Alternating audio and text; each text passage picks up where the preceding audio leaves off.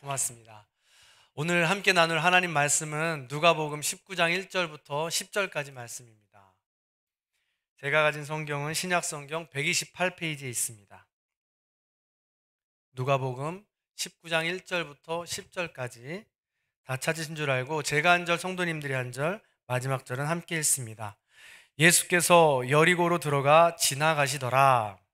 삭개오라 이름하는 자가 있으니 세례장이요 또한 부자라.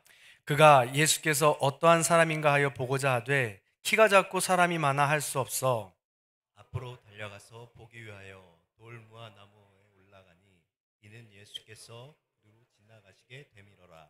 예수께서 그곳에 이르사 쳐다보시고 이르시되 삭개오야 속히 내려오라 내가 오늘 내 집에 유하여야 하겠다 하시니 급히 내려와 즐거하며 영접하거늘 뭇 사람이 보고 수군거려 이르되 저가 죄인의 집에 유하러 들어갔도다 하더라. 삭개오가 서서 주께 여짜오되 주여 보시옵소서 내 소유의 절반을 가난한 자들에게 주겠사오며 만일 누구의 것을 속여 빼앗은 일이 있으면 내 갑절이나 갚겠나이다. 예수께서 이르시되 오늘 구원이 이 집에 이르렀으니 이 사람도 아브라함의 자손이미로다. 인자가 온 것은 잃어버린 자를 찾아 구원하려 함이니라. 아멘. 아멘. 지금 교회에서는 만나봄 신방이 진행 중에 있습니다. 만나봄 신방을 통해서 어느 농원의 성도님과 이야기를 나누었습니다. 47년을 오로지 식물을 키우며 살아오신 분이었습니다. 제때 햇빛을 보게 해주고 온도를 맞추며 물을 줍니다. 성도님은 47년 동안 이 일을 계속해서 반복해 오시면서 얼굴에 주름이 깊게 펴였습니다. 악수를 하는데 손 마디마디가 거칠어서 굳은 살이 잔뜩 박혀 있습니다. 그렇게 47년을 식물과 함께 하면서 얻은 진리, 사실을 이렇게 고백합니다. 목사님, 식물은 거짓말하지 않습니다. 단연간 식물을 키워오면서 얻게 된 우리 성도님만의 진리인 거죠. 성도님의 주된 작물은 카네이션입니다. 모든 식물이 그렇겠지만 온도와 물을 주는 방법과 이 양이 관건입니다. 대개 카네이션을 키울 때 요즘은 기계식으로 바뀌어서 물에 어느 정도 잠가놨다가 기계를 통해서 뺐다 넣었다 한다고 합니다. 그런데 그렇게 출하된 카네이션은 최종 소비자에게 가면 종종 시들어서 컴플레인이 오는 경우가 왕왕 있다는 거예요. 물이 끊어지지 않고 늘 풍족하게 해주면 더 강하게, 더 오래 갈 것 같은데 그렇지 않다는 것이죠. 그래서 성도님은 수고스럽지만 매 순간 물을 뿌려줍니다. 시간에 맞춰서 물을 뿌려주는 거예요. 그리고 그 물이 뿌리에 항상 있게 하는 것이 아니라 어느 정도 적당하게 습도를 유지할 수 있도록 마르고 익고 마르고 익고를 아주 세밀하게 관찰해 준다는 거죠. 하우스가 여러 개 있는데 97m, 75m짜리 하우스가 여러 동 있는데 그 카네이션이 쭉 늘어져 있는 모습을 봤을 땐 장관입니다. 볼 땐 좋은데 그 모든 카네이션을 전부 다 매 순간 그렇게 해야 되니까 얼마나 수고스럽겠습니까? 목사님, 식물은 거짓말하지 않습니다. 큰 감동으로 다가왔어요. 그러면서 저에게 이렇게 적용이 됐습니다. 저는 인생은 거짓말하지 않습니다 라는 것으로 제 나름대로 적용이 되더라고요. 나의 인생을 편하고 안일하게만 살아가면 하나님 나라에 가는 과정 중에 서둘러 시들지도 모릅니다. 우리 하나님께서 아름다움을 못 볼지도 모르겠습니다. 때로는 나의 인생을 힘들고 어렵지만 마르겠지만 진정한 회개로 나의 인생을 사랑과 정성으로 돌본다면 하나님 나라에 갈 때까지 우리는 시들지 않고 건강하게 하나님 앞에 갈 수가 있겠죠. 그렇게 하나님 나라 앞에까지 완전하게 시들지 않게 건강하게 갈 수 있는 저와 여러분들이 되기를 주님의 이름으로 간절히 축원합니다. 그런 의미에서 우리 앞뒤 좌우 여러분과 이렇게 축복하며 인사합니다. 진정한 회개로 열매를 맺읍시다. 네, 한 번 더 인사합니다. 반대쪽 분에게도 시작. 진정한 회개로 열매를 맺읍시다. 네, 우리 지성이도 진정한 회개로 열매를 맺길 바랍니다. 네, 고맙습니다. 네. 진정한 회개는 우리 인생에 어떤 열매와 변화를 가져올까요? 잘 생각해 보세요. 여러분들, 진정한 회개는 우리 삶에 어떤 변화와 열매를 가져올까요? 반대로 그러면 이 변화된 열매, 변화와 진정한 열매는 어떻게 해야 진정한 회개라고 할 수 있을까요? 진정한 변화는 우리 삶에 가장 민감한 문제와 직결될 겁니다. 그 민감한 문제에서 하나님의 뜻대로 하느냐 안 하느냐에 따라서 진정한 열매를 맛볼 수 있느냐 없느냐가 결정되겠죠. 그렇다면 저와 여러분의 삶에 있어서 가장 우리를 민감하게, 가장 예민하게 하는 부분이 어디 부분일까요?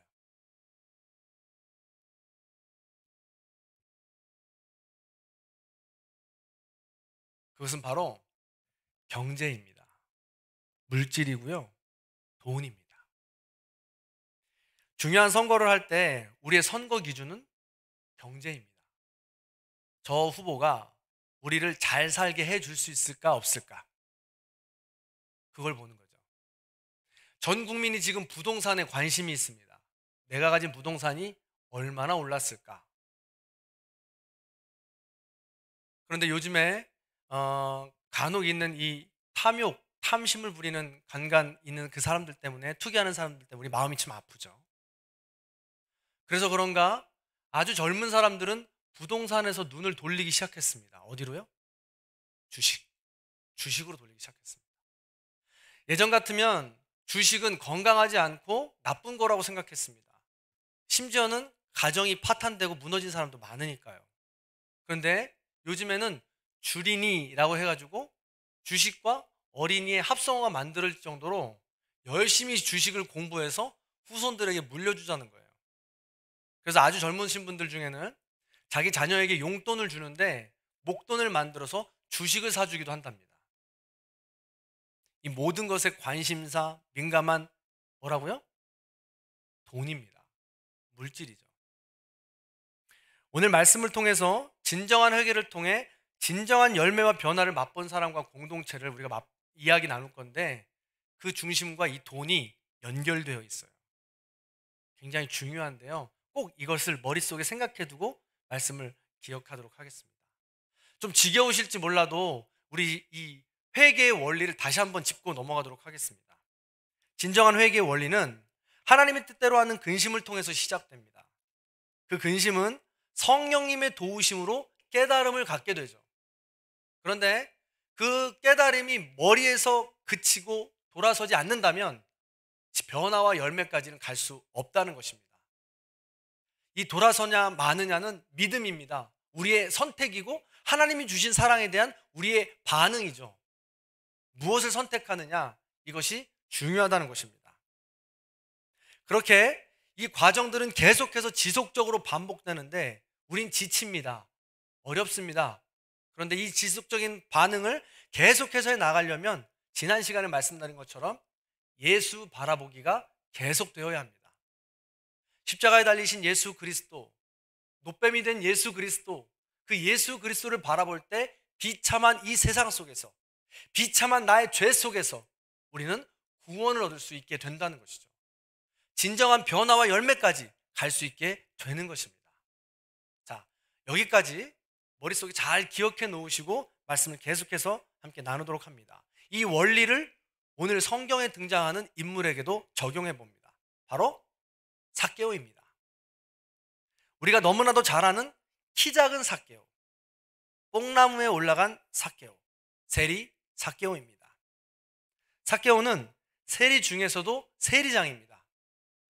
당시에도 세리가 지역마다 있었는데 한 3개 정도의 세리를 관리하는 세리장이었습니다. 그러다 보니까 꽤나 지위가 높은 사람이었고 수입이 괜찮은 사람이었습니다. 그러나 여러 성경의 자료들을 가지고 추측해 봤을 때 삭개오는 행복하지 않았습니다. 삭개오는 인기가 없었습니다. 왜냐하면 첫 번째로 삭개오는 동족 유대인들의 그 세금을 얻어다가 뺏어다가 로마에 바치는 그런 사람이었습니다. 그러니까 유대인들이 볼 때 사회적으로 매국노였습니다. 그리고 두 번째로 종교적인 측면에서는 로마인과 결탁했다고 해서 하나님을 믿지 않고 우상을 숭배한다고 창녀 취급을 하는 그런 사람이었습니다. 그러니까 주변에 아무도 없고 굉장히 외로웠겠죠. 외톨이였습니다.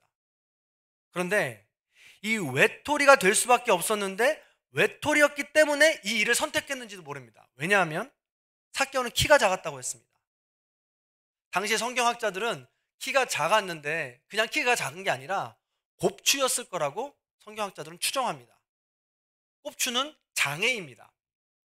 그 당시에 장애는요, 눈으로 드러나는 장애는 부모의 죄 때문이거나 아니면 자신의 죄 때문에 발생했다고 사람들이 일반적으로 생각했어요.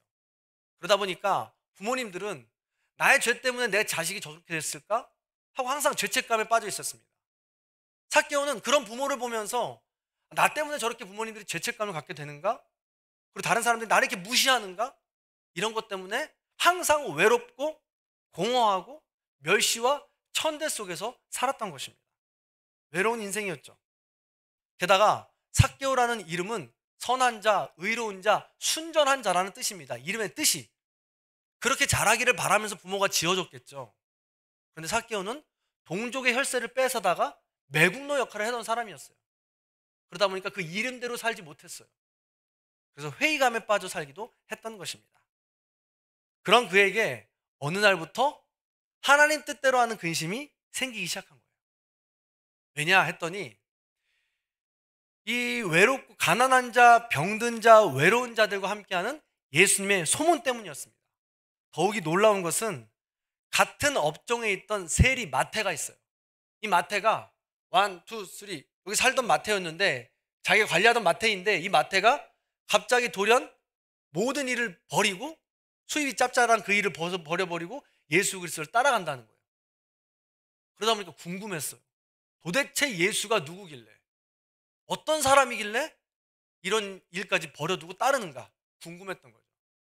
자기도 외로운데 공허한데 어려운데 그런 궁금증이 항상 있었던 것입니다. 돈보다 귀한 게 도대체 뭐가 있을까 궁금했던 거죠. 그때쯤에 예수님은 지금 여리고로 삭개오 집에 찾아온 것입니다. 자, 5절 말씀입니다. 함께 같이 읽어볼까요? 5절 시작.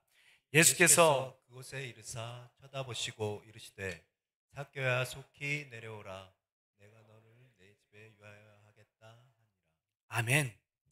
그렇게 궁금하고 보고 싶었던 예수님이 삭개오의 집에 들어오십니다. 하루를 머무십니다. 삭개오의 집은 부자였을 것입니다. 집이 컸겠죠. 종들도 있었을 것입니다. 그런데 그의 집엔 외톨이였기 때문에 그 큰 집에 그 누구도 찾아온 적이 없었을 거예요. 그런데 예수님과 제자들이 우르르르 몰려왔습니다. 바쁘게 종들을 시켜서 음식을 준비합니다. 이렇게 잔치 분위기를 느껴본 적이 없는데 많은 사람들이 와서 함께 서로 이야기를 나누니 그의 외로움이 어느 정도는 해소가 되기 시작했을 것입니다. 그런데 같은 동종업종에 있던 세리 마태도 있고 예수님도 있어서 그런 화기애애한 분위기에서 많은 대화를 나누었던 것입니다. 그러면서 삭개오는 마음에 큰 치유를 얻었던 것입니다. 회개의 과정을 밟게 된 것이죠. 지난 살아온 그 모든 시간들을 위로받는 아름다운 시간이 되었을 것입니다. 그래서 그는 거기에서 멈추지 않고 진정한 회개, 돌아섬, 변화와 열매까지 다이렉트로 갑니다. 자, 8절 말씀을 같이 한번 읽어보겠습니다. 8절 시작. 삭개오가 서서 주께 여짜오되 주여 보시옵소서 내 소유의 절반을 가난한 자들에게 주겠사오며 만일 누구의 것을 속여 빼앗은 일이 있으면 내 갑절이나 갚겠나이다. 아멘. 삭개오가 지금 놀라운 고백을 합니다. 자기의 소유의 절반을 가난한 사람들에게 나눠주겠다는 거예요. 가난한 사람들이 누굽니까? 자기 동족이에요. 유대인이에요. 어렸을 때부터 나를 무시하고 죄인이라고 손가락질도 하던 사람들입니다. 나눠줄 필요도 없고 나눠주고 싶지도 않았던 사람입니다. 그런데 삭개오는 지금 예수님을 만나서 그의 삶이 변화되어 자기 소유의 절반을 나눠준다고 합니다. 그런데요, 유대인들의 정통에 의하면 그냥 내가 돈을 빌렸더라도 5분의 1만 이자를 붙여서 돌려주면 됩니다. 10만 원을 꿨다면 12만 원만 돌려주면 돼요. 2만 원 이자 붙여서. 그런데 지금 얼마를 갚아주겠대요? 삭개오? 40만 원. 4배예요. 40만 원을 지금 갚아주고 준다고 하는 것입니다. 따라서 삭개오는 지금 완전히 변화된 것입니다. 변화된 열매를 보여주는 것입니다. 어떻게 그럴 수 있었을까요? 지난 시간 말씀에 이어보면 삭개오는 비참한 세상을 살았습니다. 삭개오는 비참한 인생을 살았습니다. 그 누구에게도 말하지 못할 아픔과 상처와 외로움과 허무감과 회의감 속에 살았습니다. 우울함 속에 살았습니다. 그런 삭개오를 찾아오셔서 예수님은 위로하신 것입니다. 사랑을 주신 것입니다. 하나님 나라에 대한 소망을 주신 겁니다. 그러다 보니까 그 큰 사랑이 삭개오에게는 다르게 느껴진 것이죠. 그래서 삭개오는 그 큰 변화의 열매를 맛볼 수 있게 된 것입니다. 성도 여러분, 지난 시간에도 이야기했지만 우리가 원만하게 살고 외롭지 않고 가진 것이 좀 있으면 하나님의 사랑이 그렇게 크게 느껴지지 않아요. 내가 부족한 게 없다 생각하면 하나님의 사랑이 필요하지도 않아요. 그런데 삭개오는 지금 필요했습니다. 그만큼 비참한 인생이었기에 나를 찾아와 주신 하나님의 사랑이 그렇게 컸다는 것이죠. 그래서 그는 변화된 삶을 결단한 것입니다. 여기서 지금 물질을 나눠준다는 이 행동은 여러 의미가 있습니다. 내가 사랑하는 예수님이 기뻐하시는 일이니까 돈을 나눕니다. 내가 사랑하는 예수님이 기뻐하시는 일이니 내가 용서하고 싶지 않은 저 유대인들도, 내 동족들도 용서하는 것입니다. 나의 비참한 인생 속에서도 나를 사랑해 주신 그분 때문에, 그 사랑 때문에 내가 나누어주고 그들을 용서할 수 있게 되는 것입니다. 단순히 지금 돈을 나누어준다는 개념만이 아닙니다. 삭개오의 이 마음 깊은 곳이 변화된 것입니다. 예수님을 바라보고 만나며 외롭고 불안하고 어려웠던 그 모든 마음들이 위로받는 것입니다. 그 증거로 지금 이 일들이 드러나게 되는 것이죠. 자, 이렇게 한 사람의 변화는 공동체로 바로 이어지게 되어 있습니다. 진정한 한 사람의 변화는 공동체로 이어지게 되어 있습니다. 자, 삭개오를 기억해 두시고요. 두 번째, 공동체의 변화도 함께 살펴보도록 합니다. 사도행전에서 초대교회가 그랬습니다. 초대교회에서 베드로는 전심을 다해 복음을 전합니다. 그런데 처음부터 베드로가 그렇게 할 수 있었던 것은 아닙니다. 베드로는 계집종 앞에서 예수님을 부인했습니다. 예수 그리스도께서 십자가에 달려 죽으실 때 수제자였는데 단 한순간도 떠나지 않겠다고 호언 장담하던 사람인데 떠났습니다. 배신했습니다. 배반했습니다. 그것 때문에 마음이 너무 아파서 고향으로 돌아가 다시 배를 탔습니다. 낙심과 낙담 속에서 어떻게 해야 될지 모르게 회의감 속에서, 허무함 속에서 인생을 살아가고 있었습니다. 그런 그에게 예수님이 찾아와 주셨습니다. 어떻게 하면 인생을 잘 살아갈 수 있을까 근심하고 고민하던 그에게 예수님이 찾아가 주시고 만나 주셔서 베드로의 삶은 변하게 된 것입니다. 그럼 베드로가 같은 유대인들에게 복음을 선포합니다. 사도행전 2장에 보면 많은 사람들에게 회개하라고, 세례받으라고, 죄사함을 받으라고, 내가 그렇게 죄사함을 받았다고 선포했습니다. 그때 3,000명이 넘는 사람들이 회개를 했다고 성경은 기록하고 있습니다. 그러면서 그렇게 많은 사람들이 변화되고 회개하면서 한 일들이 있습니다. 그것이 사도행전에 정확하게 기록되어 있어요. 자, 2장 조금 길지만 함께 읽어보도록 하겠습니다. 2장 42절부터 45절입니다. 같이 읽어볼까요? 시작. 그들이 사도의 가르침을 받아 서로 교제하고 떡을 떼며 오로지 기도하기를 힘쓰니라. 사람마다 두려워하는데 사도들로 말미암아 기사와 표적이 많이 나타나니 믿는 사람이 다 함께 있어 모든 물건을 서로 통용하고 또 재산과 소유를 팔아 각 사람의 필요를 따라 나눠주며. 아멘. 그들의 변화와 회개는 교제와 기도였습니다. 그리고 서로 물건을 통용하고 나누는 것이었습니다. 재산과 소유를 팔아 나눠줬다고 하는데 이것은 쉽지 않은 일입니다. 인류 역사상 자신의 물건을 대가 없이 나눈다라는 것은 쉽지 않은 일이었고 선한 일이라고 엄지를 치켜 세우는 일이었습니다. 그만큼 어렵다는 것이죠. 오죽하면 남의 지갑을 여는 자 천하를 얻으리라 라는 속담까지 있겠습니까? 어려운 일이에요. 그렇게 어려운 일인데 초대 공동체에서는 공공연하게 일어나는 일이 되었습니다. 이렇게 개인의 변화는 공동체의 변화로 이어집니다. 그만큼 예수님의 부활의 큰 사랑을 그들이 깨달았기 때문에 그렇습니다. 자, 그럼 여기서 이렇게 말씀하는 분이 있을지도 모르겠어요. 목사님, 그것은 시대 배경 때문에 그런 것 아닐까요? 종말론적 공동체를 살고 있던 이들이니까 그렇게 할 수밖에 없지 않았을까요? 그리고 교제와 기도하기를 힘썼으니까 그 정도면 되지 않을까요? 자본주의 시대에 괜찮을까요? 이렇게 얘기하시는 분들이 있을지도 모르겠습니다. 그런데 오늘 성경에서는 이 세 가지 모두 교제와 기도, 물질의 나눔까지가 얼마나 중요한 것인지를 기록하고 있습니다. 자, 사도행전 2장 47절까지 같이 한번 읽어보겠습니다. 27절, 47절 있습니다. 시작.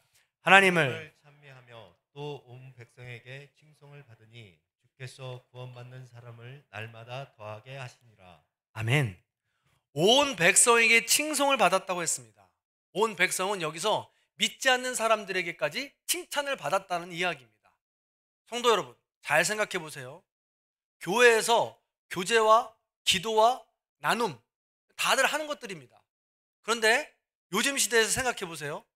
교제와 기도를 아무리 열심히 한다고 해서 믿지 않는 사람들이 우리를 칭찬할까요? 지금은 돌 던질 거예요. 지금 우리가 이렇게 모여서 예배 드리는 것조차 믿지 않는 사람들에게는 돌 던지는 감이에요. 칭찬하지 않습니다. 그렇다면 무엇 때문에 칭찬했을까요? 자기의 소유를 팔아 나누어 주고 서로 통용하는 그 모습을 보고 믿지 않는 많은 사람들이 보고 칭찬했다는 거예요. 그만큼 중요한 일이라는 겁니다. 그만큼 믿지 않는 이들에게 영향력을 줄 수 있는 요소이고 우리가 반드시 해야 될 일이라는 것이죠. 변화된 삶이라면, 변화와 열매라면 이 부분이 꼭 포함되어야 한다는 것을 의미하는 것입니다. 자, 여기까지 이야기하니까 자꾸 물질만 이야기하는 것 같은데요. 여기서 우리가 간과하지 말아야 될 것은 우리가 소유한 것은, 이 소유는, 우리의 소유는 물질만을 말하지는 않습니다. 우리의 시간과 달란트까지 포함되는 것이죠. 그래서 우리는 우리의 물질과 시간과 달란트를 얼마나 어떻게 나누느냐, 혹은 물질과 시간과 달란트를 어떻게 사용하느냐가 내 인생의 삶의 방향이 되는 것입니다. 이것을 잘 살펴보세요. 그러면 내가 진정한 회개를 하고 있는 삶인지 아닌지를 가늠할 수 있습니다. 제가 여러 교회를 사역하면서 지나오지 않습니까? 그러다 보면 여러 가지 일들로 이 물질과 시간과 달란트를 사용하는 분들을 볼 수 있어요. 제가 어느 교회에서는 어느 권사님께서 토요일마다 교회에 와서 화장실을 청소하세요.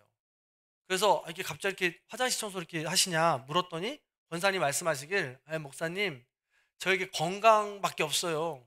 돈도 없고 뭐 아무것도 없으니까 할 줄 아는 것도 없어서 내가 화장실 청소는 열심히 하고 싶어요 라고 말씀하시는 거예요. 자기의 시간을 드리는 거죠. 우리 중보기도 팀들은 어떻습니까? 여러분, 시간을 정해놓고 여러분들을 위해서, 나라와 민족을 위해서 와서 교회 정해진 장소에 와서 기도한다는 거 쉬운 일 아니에요. 묶여있는 겁니다. 그럼에도 불구하고 나의 시간과 나의 장소 모든 걸 헌신하는 거예요. 이게 바로 진정한 열매, 변화의 삶이라는 것이죠. 뿐만 아닙니다. 제가 한 분 더 소개해드리고 싶은데 우리 교회 홍길동이 있어요. 홍길동. 누군지 아십니까? 순지에 사시는 김길동이신데요. 우리 김석수 집사님이세요. 우리 교회에 보시면 제가 실명을 언급해서 죄송하기도 하고 또 좀 송구스럽기도 합니다만 말씀을 드려보면 우리 교회에 전구며 엘리베이터며 소방이며 모든 그곳에 손이 안 가는 곳이 없으세요. 어느 날 이 현수막이 내려오는 롤이 고장이 났어요. 레일이 고장이 났어요. 그래서 제가 이 레일 업체에 전화했더니 너무 지금 일정이 없어서 다음 달에나 오신다는 거예요. 그래서 어떻게 해요 그러면? 누굴 불러야 돼요? 김길동님을 불러야죠. 그래서 바로 전화를 했죠. 그래서 전화를 했더니 우리 집사님께서 저녁 늦게 오셨어요. 아시는 분은 아시겠지만 우리 지역에서 소문난 에어컨 종사자이십니다. 너무너무 바쁘세요. 그럼에도 불구하고 자기의 시간을 쪼개서 오신 거예요. 한두 번이 아니고 여러 번 그렇게 하세요. 그래도 이번에도 2번이나 그렇게 하시길래 돌아가시면서 제가 이렇게 부탁드렸어요. 집사님 죄송해요. 너무너무 바쁘신데 저희 교회에서 어떻게든 좀 사례를 해드려야 될 것 같아요. 뭐 장비도 들어가고 비용도 들어갔으니까요. 근데 집사님께서 극구 사양을 하세요. 제가 어떻게 했겠어요? 극구 받으셔야 된다고 그랬죠. 그때 또 집사님 어떻게 하세요? 극구 또 사양하세요. 그러면서 말씀하시길 목사님 제가요 모리아 성전을 지으면서 이것저것 손을 보다 보니까 저의 자비로 들어가는 일이 종종 생기더라고요. 근데 이걸 그때마다 교회에 청구하려니까 어려워서 그냥 자비로 하게 되었어요. 근데 놀라운 건요 그 이후부터 일감이 쏟아지기 시작하는데 감당이 안 되더라는 거예요. 그래서 이 지역에 소문난 에어컨 짱이 되신 거예요. 안 가는 데가 없으세요. 그러면서 거기서 멈추지 않으셨어요. 어려운 교회 다니시면서 그냥 조금씩 손 봐줘. 제가 아는 교회 목사님들 있으니까 소문이 들릴 거 아니에요. 그러면서 계속해서 그 섬김을 지경을 넓혀가신 거예요. 얼마나 감사한 일입니까? 달란트와 물질을 한꺼번에 어떻게 사용하시는가를 볼 때 그냥 어떻게 열매를 맺는가 우리는 알 수 있게 된다는 것이죠. 이처럼 우리는요 우리의 소유를 어떻게 써야 되느냐를 늘 고민하고 생각해야 돼요. 한 가지만 더 이야기 나누고 싶은데요. 더 나누고 싶은데 사개오나 초대교회 이런 나눔들 절반, 4배 어렵다고 생각이 되잖아요. 그래서 그냥 초대교회나 할 수 있는 일이라고 생각하지 않겠습니까? 그런데 이 초대교회처럼 사개오처럼 살아가는 교회와 그 단체들이 있어요. 지금도. 제가 소개해드릴 수 있지만 너무 길 것 같아서 생략하고 한 예만 소개해드리면 이렇습니다. 그 교회에는 지정헌금이라는 게 있어요. 지정헌금이 뭐냐면 그 교회 중직자들과 성도님들과 함께 생활을 하다가 어려운 이웃들을 발견하게 돼요. 우리 성도님들인데 장성준 목사가 이 어려운 일을 당해가지고 지금 큰일 났대 하는 소문이 들리면 그냥 지정헌금을 해서 드리는 거예요. 장성준 목사에게 하고 드리는 거예요. 알고 보면 드리는 사람의 이름은 기록되지 않아요. 누가 드리는지 몰라요. 그래서 받는 사람도 누가 주는지 몰라요. 그래서 교회는 중간에서 전달자 역할만 해주는 거죠. 이게 대단히 중요합니다. 사람은요 명예욕이 있어요. 명예욕이 없는 것 같아도 다 있습니다. 누군가에게 인정받고 싶어요. 내가 한 일을 자랑하고 싶어요. 그런 마음이 다 있습니다. 누구에게나. 근데 이것을 미연에 방지하는 거죠. 그러다 보니까 이렇게 누군가 인정받고 싶은 마음 때문에 헌금이 드려지지만 받는 사람들에게는 상처가 될 때가 있어요. 어려울 때가 있다는 것이죠. 그런데 이 지정 헌금으로 인해서 주인공은 하나님이 되는 거예요. 드리는 사람은 자기를 끊임없이 성찰하고 자기를 죽이면서 예수 그리스도만 드러나게 하는 훈련이 되고, 받는 사람들은 자존감이 상하는 게 아니에요. 자존심이 상하는 게 아닙니다.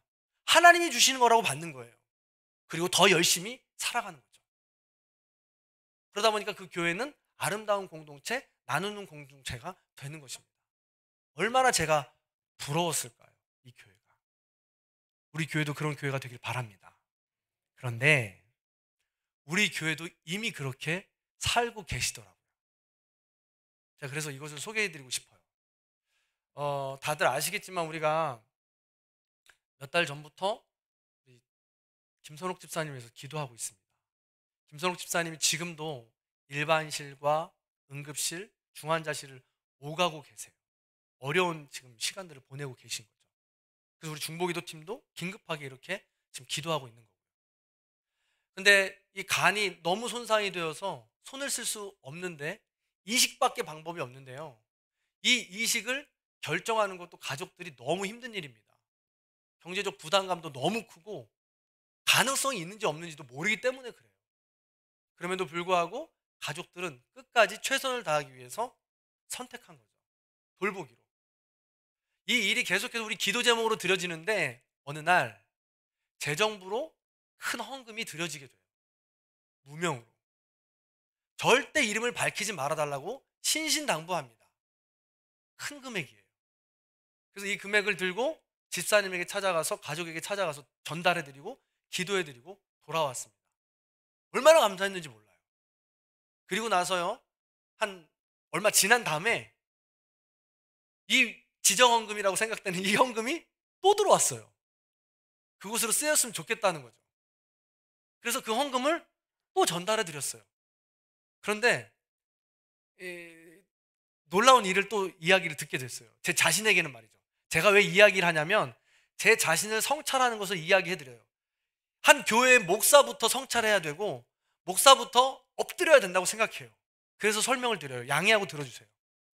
그러면서 집사님께 드렸더니 뭐라고 말씀하시냐면 이 집사님이 아유 목사님 형편도 어려우신데 2번이나 이렇게 들으시면 어떡해요. 제가 화들짝 놀라면서 제가 드리는 게 아니에요, 집사님. 교회에서 드리는 거예요. 교회에서 드리는 거예요. 그랬더니 교회에서 주는 거라고 생각을 하셨기 때문에 당회에다 전해를 해보신 거예요. 다른 장로님께 인사를 하려고. 감사하다고 인사를 하려고 당회 어느 장로님께 전화를 했는데 그 장로님도 이 사실을 전혀 모르고 있는 거예요. 왜? 그 주신 분이랑 재정 장로님이랑 당사자만 알고 있는 거예요, 지금. 아무도 모르는 거죠. 그러다 보니까 인사를 하려고 전화했는데 그 장로님도 모르는 일이라고 하니까 이 집사님은 제가 주는 거라고 생각한 거예요. 저는 깜짝 놀라면서 아니다. 모르시는 분이 주신 것이고 이 헌금이 작을 수 있지만 우리 성도님 가운데 잘 쓰였으면 좋겠다는 그 마음 가운데 드려진 것입니다. 라고 해서 드렸어요. 자, 여기서 많은 것을 발견해야 돼요. 저는 목사잖아요. 목사다 보니까 저는 저 개인의 타이틀보다 전국교회 타이틀이 있어요. 한 교회 담임 목사의 타이틀이 있습니다. 그래서 여러분들에게 개개인으로 제가 모든 걸 다 할 수 없기에 교회 이름으로 애경사를 다 챙깁니다. 그러다 보니까 제 이름이 드러나요. 저의 이름만 드러나는 거예요. 그러잖아요? 그럼 성도 여러분 생각해 보세요. 제 이름이 드러나면 하나님이 영광 받으셔야 되는데 10개의 영광을 하나님이 받으셔야 된다면 5개는 제가 먹는 거예요. 무슨 말씀인지 아세요? 다시 이해를 못 하시는 것 같아서 제 이름으로 그게 진행이 되다 보면 하나님께 모든 영광을 올려드려야 되는데 중간에 제가 5개는 가로채는 거라는 얘기예요. 이해하시겠어요? 그렇다면 지정헌금을 드리는 분들 있잖아요. 그런 분들은 하나님께 10개의 영광을 올려드리잖아요. 그럼 10개 다 하나님이 받으시는 거예요. 10개 다 하나님이 받으시면 하나님께서는 그 10개 주신 그분에게 얼마나 큰 은혜를 부어주시겠어요. 얼마나 대견하고 기특하겠어요. 교회가 나눠야지, 다른 사람 나눠야지 그렇게 얘기하는 게 아니라 조용히 그렇게 모든 걸 헌신해서 그냥 드리기만 하는 그분에게 하나님께서 얼마나 기특해서 많은 것을 더 내려주시겠느냐는 거예요. 이런 사람이 개개인 많아지면 그 교회는 반드시 변합니다. 그 공동체는 반드시 변합니다. 그래서 바라기는 우리 교회가 그런 자기는 가리지만 하나님의 영광만 드러내는 성숙한 열매를 맺는 분들이 많아지기를 바랍니다. 저도 그러길 바라고요. 그게 저의 아내와 항상 숙제예요. 목회자로서 개인적으로 어떻게 섬겨야 되는가. 그게 항상 숙제였는데 이번에 다시 한번 하나님의 뜻대로 하는 근심을 제게 주신 거예요.